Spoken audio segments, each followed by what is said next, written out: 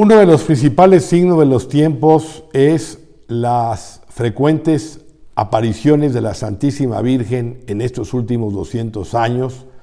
como en su momento lo corroboró el cardenal Joseph Ratzinger, prefecto de la Sagrada Congregación de la Doctrina de la Fe.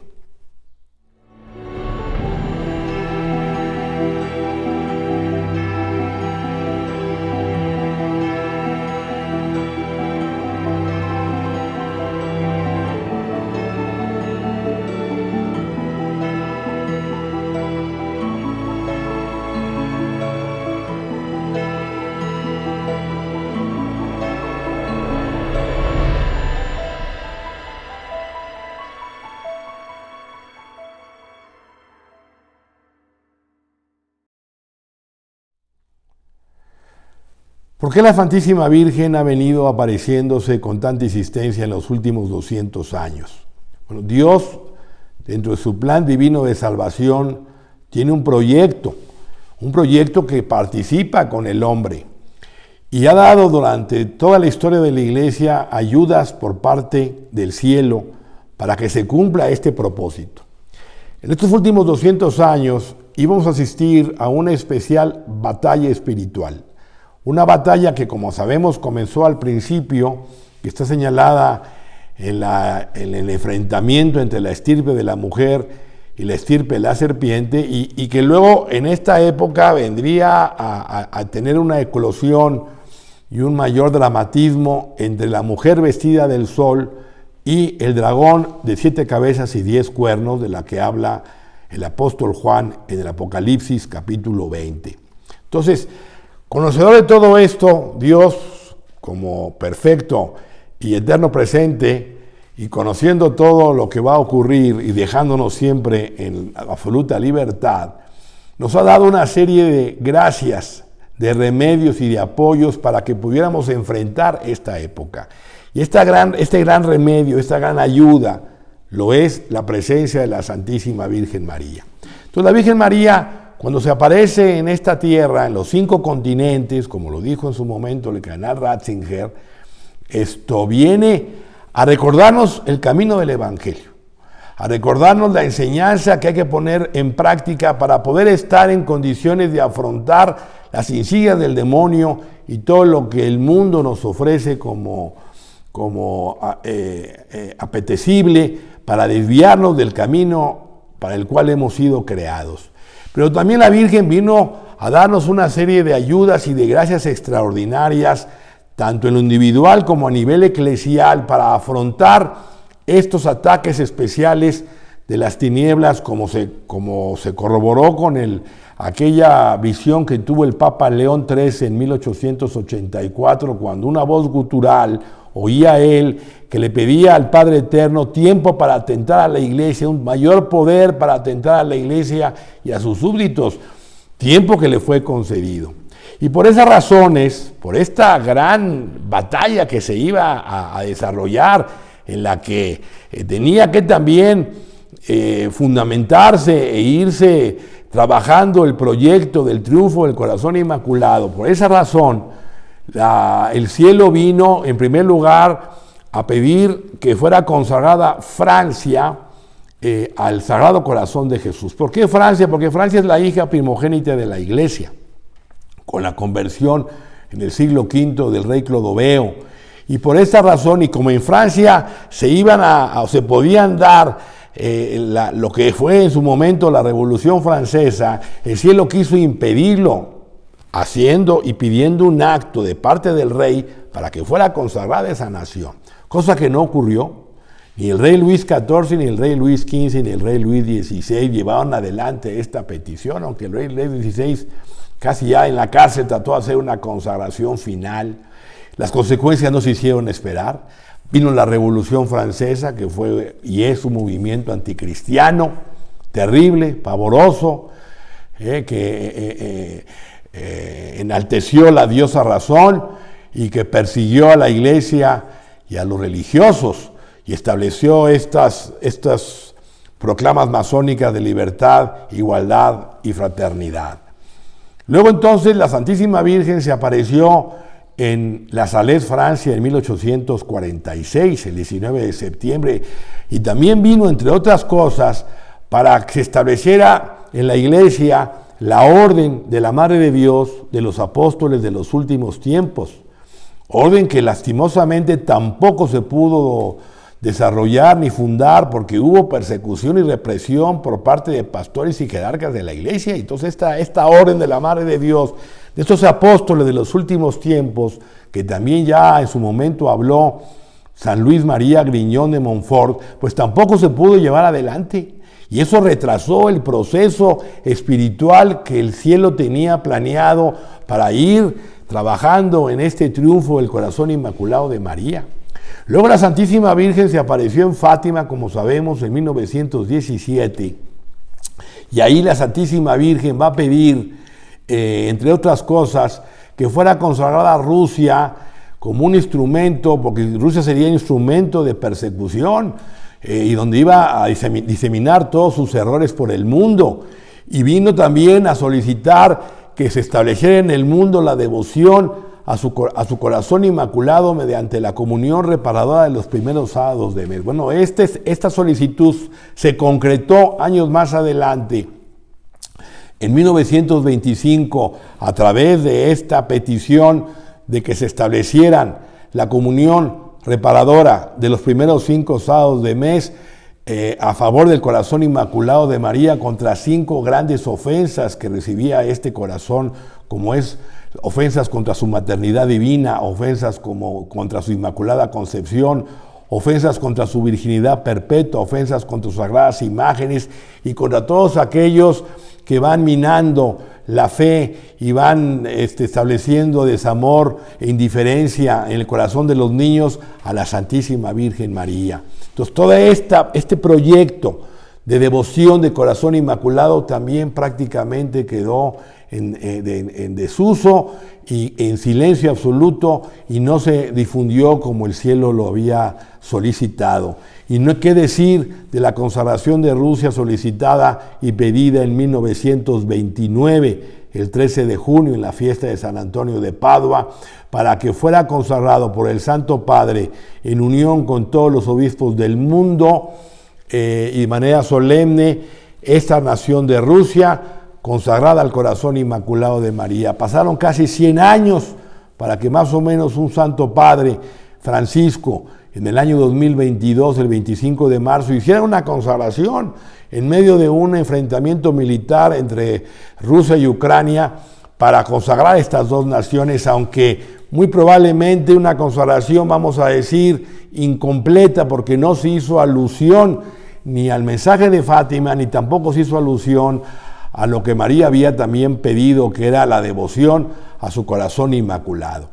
Y no se diga del secreto de Fátima, que debió de haberse revelado completamente en el año de 1960 y cuyo conocimiento de parte de los fieles hubiera ayudado a que pudiéramos poner por obra y en práctica una urgente conversión para evitar precisamente o aligerar o cancelar lo que el mismo secreto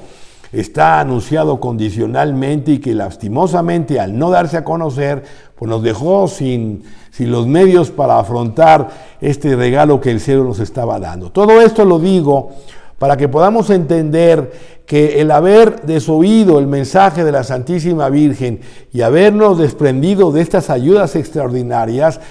es lo que hoy en día trae como consecuencia la terrible confusión que estamos viviendo en medio de ideologías, en medio de falsas filosofías, en medio de enfrentamientos militares, de guerra, de desastres naturales, de desolación moral y espiritual, de enfermedades y de una serie de catástrofes que se están dando en el mundo por la falta de correspondencia al llamado que el cielo nos hizo para este tiempo. Entonces es importante, claro, que nosotros conozcamos las profecías, saber lo que va a venir, pero lo más importante, hermanos, es que entendamos que la Santísima Virgen lo que le urge en este momento para toda la iglesia y para cada cristiano en particular es nuestro propio crecimiento espiritual, que podamos prepararnos ante los dificilísimos eventos que van a venir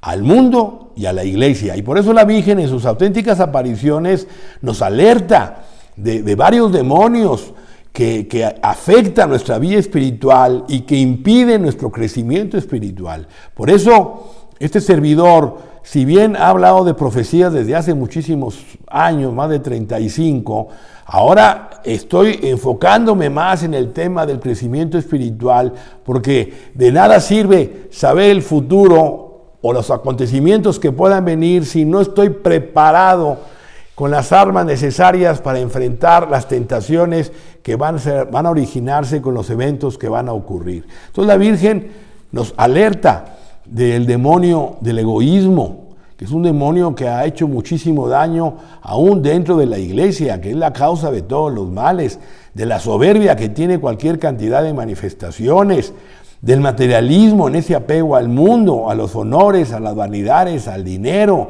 a los placeres que nos ofrece el mundo y que nos desvían de nuestro propósito principal, que es la búsqueda de la salvación eterna como prioridad,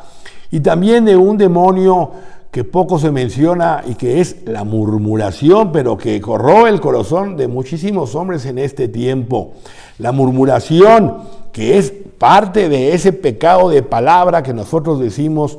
en la Santa Misa cuando recitamos el yo pecador, me confieso ante Dios que he pecado mucho de pensamiento, palabra. Y mayormente el pecado de palabra es el pecado de la murmuración, es el pecado de hablar de los demás en su ausencia, ya sea, aun cuando lo estamos diciendo, que sería un chisme, el chismoreo, el correveidile, o cuando no nos consta, o estamos afectando la buena fama de la persona, y entonces eso se convierte en calumnia o difamación, y es un pecado pues que se homologa al homicidio, porque de alguna manera le estamos matando la buena fama al prójimo. Por eso, hermanos, es importante tener presente que si no podemos hablar bien de alguien, la línea que hay que seguir es mejor callarnos, y siempre tratar de hablar de las virtudes, de las cualidades, de las buenas obras o talentos de las personas a las que estamos refiriendo y que no están presentes en la conversación, o en su caso simplemente no hablar de ello si no podemos hablar bien de estas personas. Por eso la murmuración es como una víbora en la lengua que resultan tres afectados. El que murmura, que falta la caridad, juzga al prójimo. El que escucha la murmuración, que también es una forma de alimentar ese pecado y de alguna manera afecta la vida espiritual de manera terrible, porque dar oídos a ese chisme, a esos comentarios de las personas que nos gusta escuchar y que hace daño también al que lo está hablando. Y de luego no se diga a la persona murmurada, a la que, repito, se le afecta su buena fama. Entonces, estos tres aspectos son consecuencias de la murmuración, que es un pecado grave y que la Sagrada Escritura constante y continuamente nos alerta de que estemos prevenidos de no caer en murmuración, de no caer en chismes. ¿Qué pensar de esas murmuraciones que hacían contra Jesucristo los fariseos? Los fariseos murmuraban constantemente contra nuestro Señor porque se proclamaba el Hijo de Dios, o murmuraban contra los que ya se habían convertido, también murmuraban en contra del Señor. La murmuración del pueblo de Israel cuando fueron sacados de Egipto por Moisés, esa murmuración contra Moisés hizo que fueran exterminados. O sea, es un pecado grave que constantemente tenemos que reflexionar para evitar caer en él. Permítame hacerle algunas referencias en la Sagrada Escritura para poder tener más claridad sobre este pecado de la murmuración que destruyen y consumen la vida espiritual de cada uno de nosotros. Dice la sabiduría: guardaos pues de murmuraciones inútiles, perseverar vuestra lengua de la maledicencia, que la palabra más secreta no se pronuncia en vano, y la boca mentirosa da muerte al alma. Por eso dice San Pablo también en Filipenses: todas las cosas hay que hacerlas sin murmuración y sin discusión, para que seamos irreprensibles y sencillos e hijos de Dios sin tacha. Entonces, Hay 6 cosas, podríamos decir, y dice la Escritura en Proverbios, que Jehová detesta. 7 cosas. Y una de ellas es precisamente la murmuración. Y para que no quede la inquietud y la duda de cuáles son las otras 6, se las voy a comentar. 6 cosas aborrece Jehová, y hay una que abomina su alma, que es precisamente el que siembra discordia entre los hermanos. ¿Y cuáles son las otras 6? El soberbio, los ojos altivos, el mentiroso, el constantemente utiliza su lengua para mentir, el que mata al prójimo, el que quita la vida, las manos que derraman sangre inocente. Aquí habría que pensar de todos aquellos que promueven, ayudan, provocan, aconsejan sobre el pecado y el asesinato del aborto. El corazón que maquina pensamientos inicuos, porque del corazón, de la abundancia del corazón, habla la boca. Los pies presurosos para hacer el mal, aquel que constantemente está buscando la manera de hacer el mal o no hacer el bien a los demás. Y el testigo falso, el testimonio falso, como la casta Susana, que los testigos falsos en contra de ella, que fueron aniquilados. Entonces, uno de esos pecados es el que siembra la discordia entre los hermanos. Y también Juan en el capítulo 6 habla del pecado de la murmuración, y el Señor reprende, ¿verdad?, a los apóstoles, a los discípulos, para que no caigan en la murmuración. Finalmente, hermanos, el que murmura no está firme en Dios, el que murmura no lleva una vida espiritual, no tiene profundidad espiritual, no puede crecer en la vida espiritual. Y si nosotros no tomamos en serio el estar con una alma, cuerpo y entendimiento crecidos espiritualmente, difícilmente vamos a poder hacer frente a los difíciles acontecimientos que vamos a enfrentar en el mundo y particularmente en la iglesia. Por eso de ninguna cosa se dice que Dios más se ofendió de parte de su pueblo de Israel, sino la murmuración de la que fue objeto de parte de todos ellos. Y desde luego, la murmuración contra los superiores es gravísima. Cuando uno murmura en contra del padre, o de la madre, o del sacerdote, o del jefe de un trabajo, o del obispo, o del papa, es gravísimo. Por el daño que se le hace a las personas al momento en que se habla y se hacen comentarios que muchas veces no nos constan o que están deformados de terceras personas, porque eso incita a la desobediencia. ¿Cuánta gente hoy no hace caso al Papa por todo este chisme y toda esta murmuración que ha corroído el corazón de muchos católicos en torno al Papa? Por eso tenemos que tener presente de aquel penitente que vino a confesarse con un sacerdote, y resulta que entre sus pecados está el pecado de la murmuración. Entonces el sacerdote lo